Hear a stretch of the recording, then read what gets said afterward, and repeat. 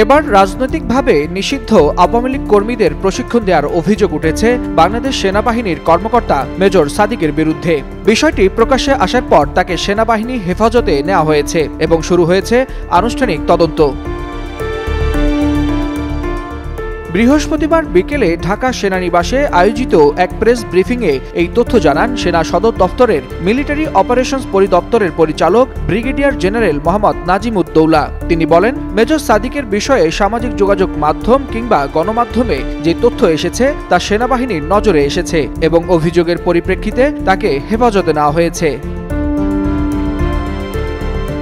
সেনাবাহিনীর এই কর্মকর্তা বলেন, যেহেতু বিষয়টি এখনও তদন্তাধীন তাই এই মুহূর্তে বিস্তারিত কিছু বলা সমীচীন হবে না। তবে দোষ প্রমাণিত হলে তার বিরুদ্ধে সেনাবাহিনীর প্রচলিত বিধি অনুযায়ী ব্যবস্থা গ্রহণ করা হবে বলেও জানান তিনি।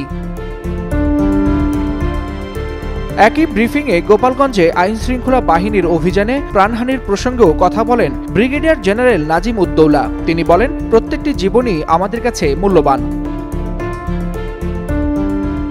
গোপালগঞ্জের ঘটনাটি দুঃখজনক উল্লেখ করে তিনি বলেন, কি কারণে গোপালগঞ্জে বল প্রয়োগ করতে হয়েছিল তা জানতে একজন বিচারপতির নেতৃত্বে উচ্চ পর্যায়ের তদন্ত কমিটি গঠন করা হয়েছে।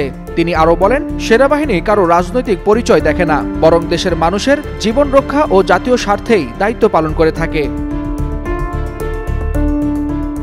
ওয়ালিউল হাসানাত, যুগান্তর নিউজ।